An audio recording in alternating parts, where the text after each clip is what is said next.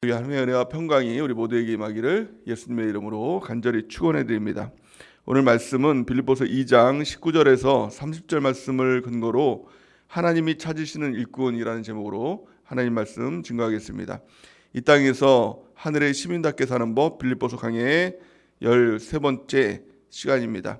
우리가 구원받고 난 이후에 이 땅에서 살아갈 때 가장 축복받은 삶은 하나님께 쓰임받는 삶인 것입니다. 하나님과 동행하면서, 하나님과 동역하면서 하나님과 함께하는 삶, 그것이 곧 하나님께 쓰임받는 삶인 것입니다. 하나님께 쓰임받지 못하는 자들의 특징을 보니까, 오늘 본 말씀을 보니까 이렇게 말씀하고 있죠. 21절 말씀 보니까 이렇게 말씀합니다. 그들이 다 자기 일을 구하고 그리스도 예수의 일을 구하지 아니하되, 이렇게 말씀합니다. 하나님께 쓰임받지 못하는 사람의 특징을 보면 자기 일을 구하고 그리스도의 일을 구하지 않는다. 자기 먼저인 삶, 자기 중심인 삶, 이런 사람은 하나님께 쓰임받지 못한다는 것입니다. 그러니까 실제적으로 보면 하나님께서 그 사람을 보는 것보다도 자기 자신에게 그 마음이 있는 것이죠. 어떤 중심이 있는가?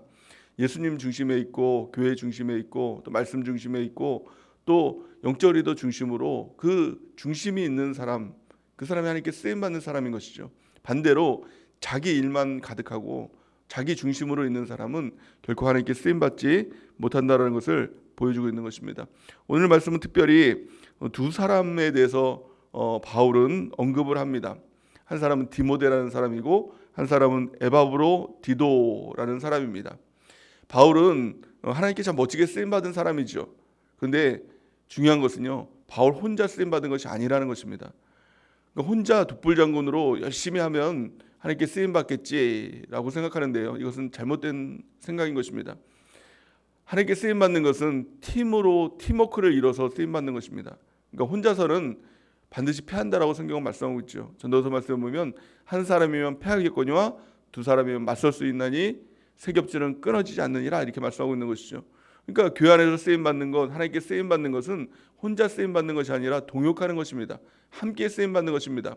한 사람 한 사람으로 보면 그리스도인들은 참 연약한 사람들이죠. 하나님께서 쓰시는 사람의 특징 보면 강한 사람을 쓰지 않습니다.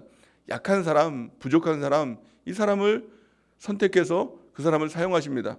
근데 하나님의 방법은 약한 사람이 둘이 있으면 아주 강한 사람이 되는 것입니다. 성령이 그 가운데 함께 하기에 두 사람이면 마귀도 이기는 아주 강력한 사람이 되는 것이죠. 그래서 쓰임받는 사람 원리를 보면 동역입니다. 함께하는 것입니다. 성령님과 함께 동역하고, 또 하나님께서 나에게 주신 동역자들과 함께하는 삶을 통해서 하나님께 멋지게 쓰임받을 수 있다라는 것을 말할 수 있는 것입니다. 그렇다면 오늘 본 말씀을 통해서 사도 바울은 디모데와 또 에바브로 디도에 대해서 설명을 하는데, 같이 동역하면서 쓰임받는 사람, 그러니까 쉽게 말하면 하나님께서 찾으시는 일꾼, 그 모습이 어떤 모습일까라는 것을 우리가 좀 살펴보기 바랍니다.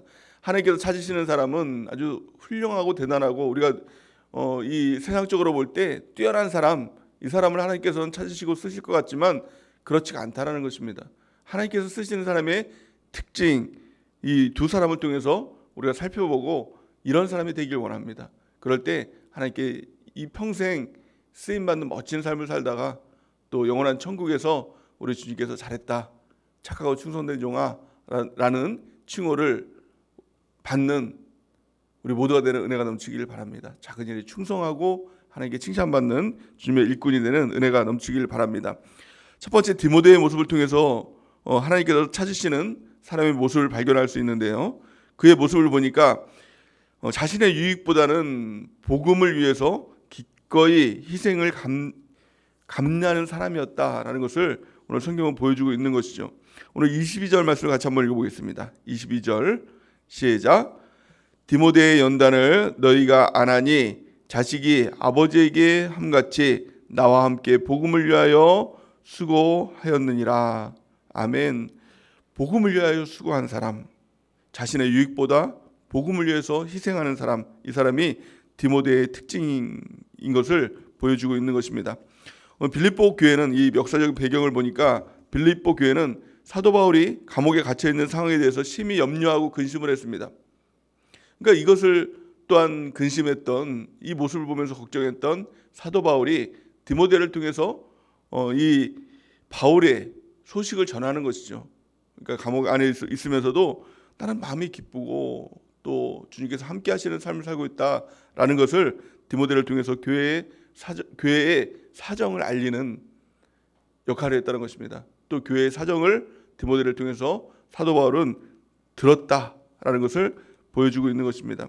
디모데의 특징은 오직 그리스도를 위해서 헌신했다라는 것을 알 수가 있는 것이고요. 자신의 유익이 아니라 사도 바울을 섬기는 일에 아버지를 섬기는 것 같이 그렇게 잘 섬기는 모습을 보여주고 있는 것입니다.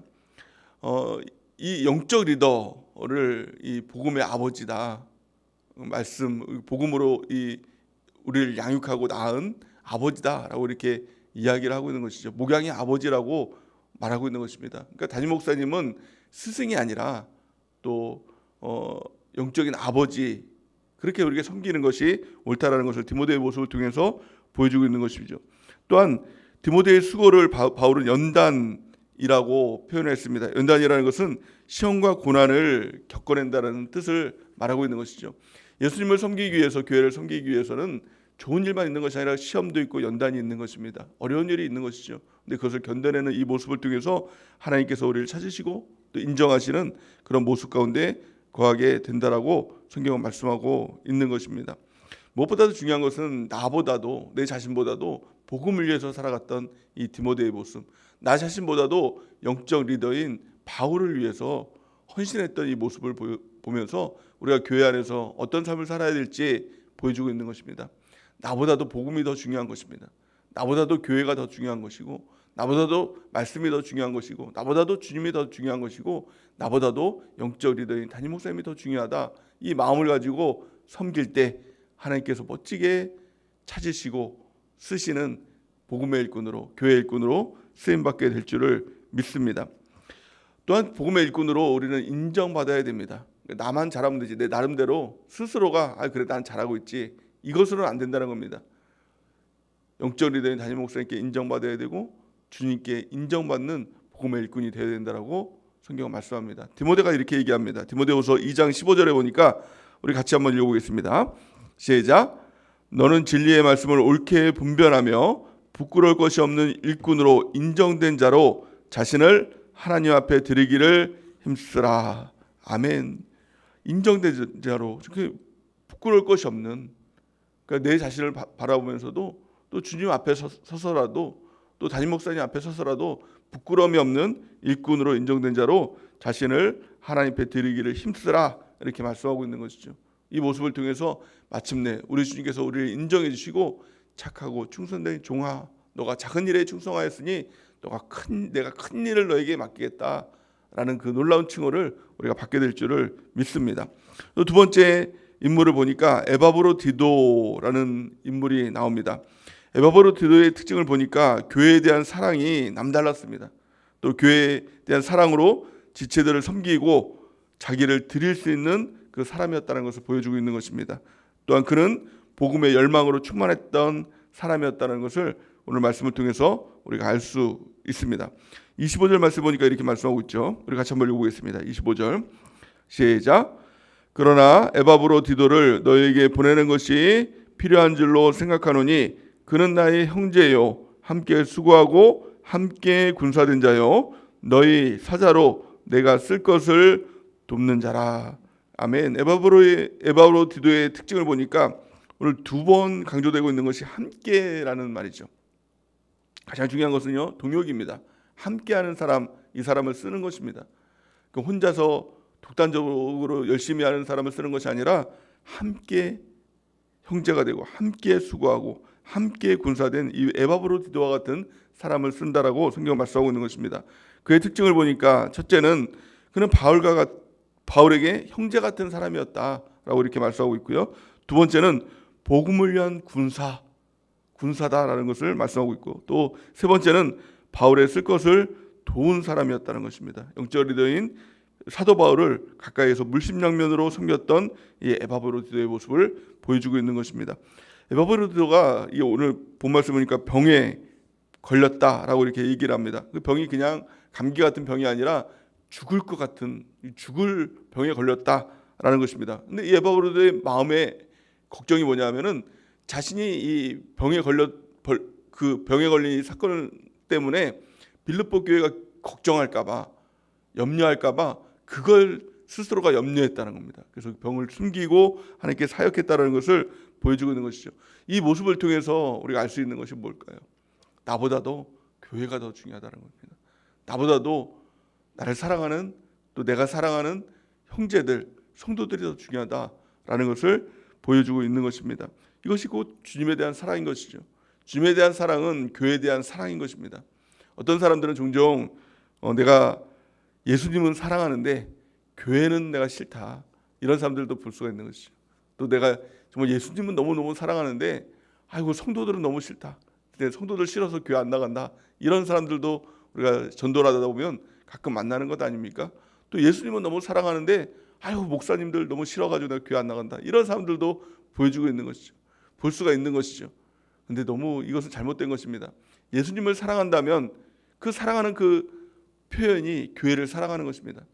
예수님을 사랑하는 사람은 그 표현으로 성도들을 사랑하는 것이죠. 아가페 사랑으로 사랑하는 것입니다.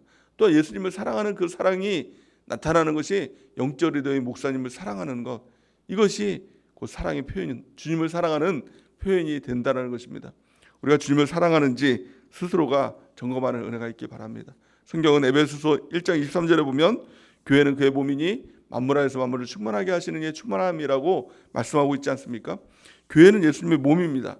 근데 어떻게 예수님을 사랑하는데 그의 몸인 교회를 사랑하지 않을 수가 있을까요? 예수님을 사랑하는데 지체인 성도들을 사랑하지 않을 수 있을까요? 또 예수님을 사랑하는데 예수님이 우리 가운데 선물로 주신 영적 리더 담임 목사님을 사랑하지 않을 수가 있을까요? 그것은 잘못된 것이죠. 우리 예수님을 사랑하는 그 사랑함으로 교회를 사랑하고 성도를 사랑하고 또한 영적 리더인 담임 목사님을 더욱 뜨겁게 사랑하는 은혜가 있기를 예수님의 이름으로 축원해 드립니다. 가장 중요한 한 가지는 무엇일까요? 그것은 자기를 부인하는 것입니다.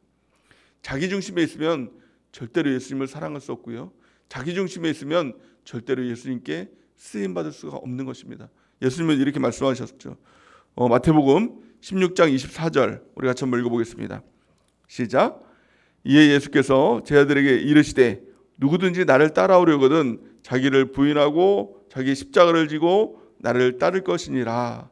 아멘. 예수님께서 쓰임 받기 위해서, 예수님을 따라가기 위해서 중요한 것은 누구든지 예수님을 따라갈 수 있다는 겁니다. 누구든지라고 말씀하고 있죠. 하지만 아무나 주님을 따라갈 수 없다는 겁니다. 가장 중요한 한 가지가 있어야 된다는 것이죠. 자기 부인이에요. 자기를 부인한다는 것과 어떻게 보면 십자가를 진다는 것은 같은 의미를 반복적으로 쓰고 있는 그런 의미가 될 수 있는 것이죠. 자기를 부인한다는 것은 중심이 바뀌는 것입니다.